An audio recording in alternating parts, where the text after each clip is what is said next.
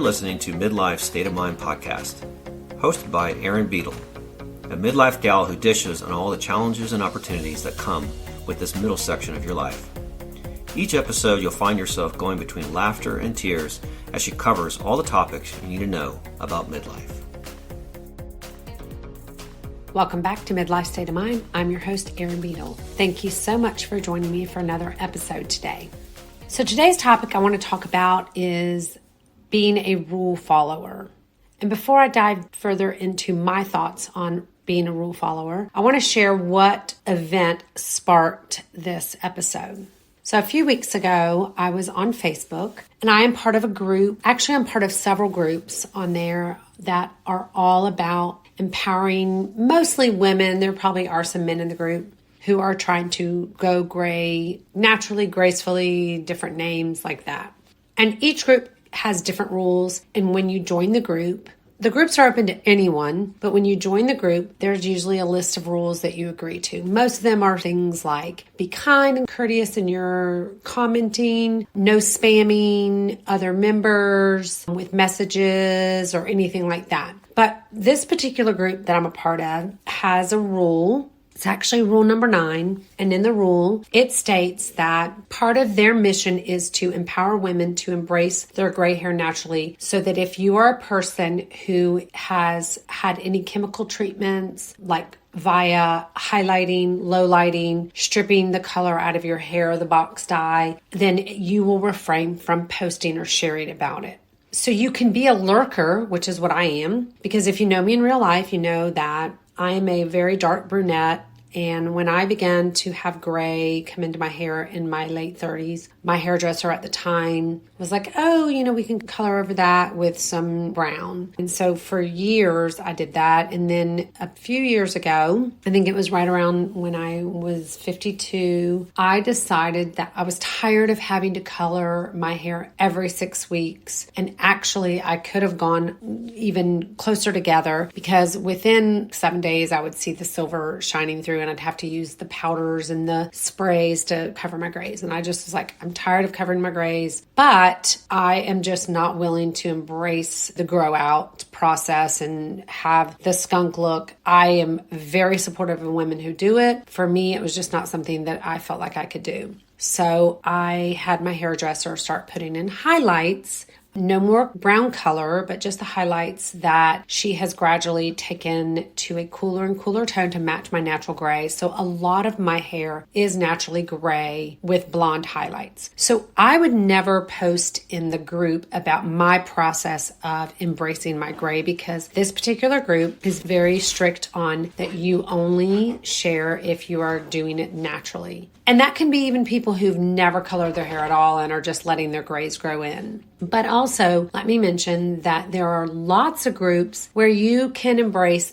any form of going gray. Some people dye their hair gray. So this lady had made a post that I had seen. So I'm going to call her Marie. And so Marie had posted a picture of herself with her beautiful gray hair. Says, the other day I made a post about my grow out process. I got 1,200 likes and I got 167 comments. And because I did low lights in my hair, the admin took the post down. And I feel like we should be able to embrace making the transition easier. She went on this little diatribe about how, we should all be able to do what we want with our hair. And normally I stay away from ever getting into an argument on Facebook. It's just not my cup of tea. But I had to comment. And she even referenced rule number 9, and she actually quoted it verbatim in her post. So I just said, with all due respect to you and not being ugly, you joined this group knowing what the rules were, because you cannot join without reading the rules and saying, I agree to them. Obviously, some people don't have to read the rules, right? And they can just hit that they agree. The individual that created this group created it with the sole purpose of being to support women who are doing their grow out naturally. And I said, so you agree to the rules of the group, but yet now you want an exception to that rule in this group. And the gal that created the group created it with this in mind. And so you cannot ask for an exception to the rule. Just because you don't like it and just because your post got a lot of likes and you got a lot of interaction and now you are unhappy because the admin took your post down because it broke this particular rule. And then she ended up commenting back, but before I could look at it, admin had taken her new post down, her second post. And it just got me thinking about this idea. And I don't know if it's a sense of entitlement, if it's the backlash to the inclusivity. I'm not quite sure. That oftentimes I think people are always wanting an exception. They want to be the exception to the rule. And listen, I know there's lots of people who classify themselves as, I am not a rule follower or I'm a rule breaker. And I'm like, no, that is different. Being a trailblazer, if you're like the early feminists who were like, we're not going to wear bras and we're going to break the glass ceiling and women don't have to just be homemakers, the stereotypical gender roles of females staying at home, barefoot, pregnant, in the kitchen, yada, yada, yada. But those aren't rules. Those were just like society's preferences or society's roles that had been created over time, over millennia, essentially. Because if you look back at our early ancestors, the Neanderthals, even before the Neanderthals, the men were the hunters and the women were the gatherers and they kept the fires burning. But I'm all for that. I'm all for being a trailblazer. I'm all for shaking things up. But rules were designed for numerous reasons. One is for safety, and you always hear about these people who go to national parks or the Grand Canyon, for instance, and there are signs, do not cross this line. And people always cross it, and then they fall and they die. We went to Yellowstone National Park, and there's all these sulfuric ponds everywhere with signs, do not touch the water. And there's numerous cases of people who have gotten in the water and they basically burned to death. There are rules in place oftentimes for our protection. Now, I know that there's plenty of arbitrary rules that don't need to be followed, but we're talking about the ones that have been for our safety, like speed limit signs, just even moral codes like thou shalt not kill. I mean, a lot of that is even law. So, when you say, oh, well, I don't follow rules. No, you do follow rules, right? But when there is a group that someone creates, like if I created a group, I could have no rules for my group. Anyone can join. Anything goes.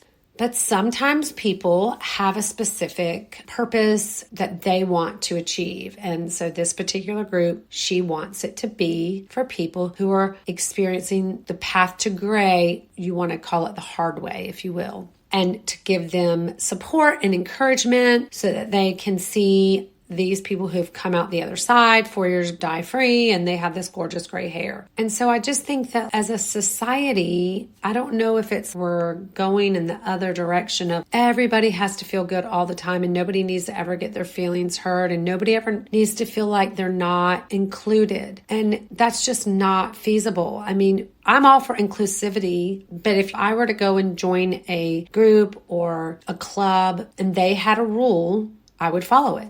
For instance, I've gone to friends' houses who take their shoes off at the door. I'm coming to their house. It's their house. They're allowed to make the rules. You know what I do? I take my shoes off. If I'm a person who doesn't want to take my shoes off, then I say, you know what? I'm not going to go over to my friend's house that wants me to take my shoes off. My house is a non-smoking house. If I invite you to my house and you come in and light up a big old cigarette, you know what I'm going to say? Yeah, no, we don't allow smoking in our house or on our property. So I'm sorry, that's not going to fly. So you conform to the local customs, rules, guidelines, whatever you want to say, boundaries. And it's okay as a person to have those rules, guidelines, boundaries in your own life, in your own home, in your own day-to-day living. I would love to hear your thoughts on this idea of being the exception to the rule. You can share them with me on my Instagram or Facebook, Midlife State of Mind Podcast. You can also check out my website, midlifestateofmindpodcast.com, and you can send me a message there. If you are a returning listener, thank you so much for coming back. And if you are a new listener, I would love to have you hit the follow button so that you can stay in the loop whenever a new episode releases each week. If any episode has particularly resonated with you and you enjoy the content that I create, I would be very grateful if you would leave me a rating and a written review on whatever podcast platform you are listening to me on. And lastly, if you're interested in some additional ways that you can support the podcast, take a look at the show notes and you'll see a list of my favorite things. These are all products that I use and I love, and I would share them with any of my best girlfriends. And if you do choose to purchase any of the products, then the podcast does earn a small commission that just helps offset some of the expenses of producing it. My podcast is a place where we can inspire each other to make positive changes and embrace all that midlife has to offer. I'll be back next week with another episode. See you then. Bye. This has been an E Squared production.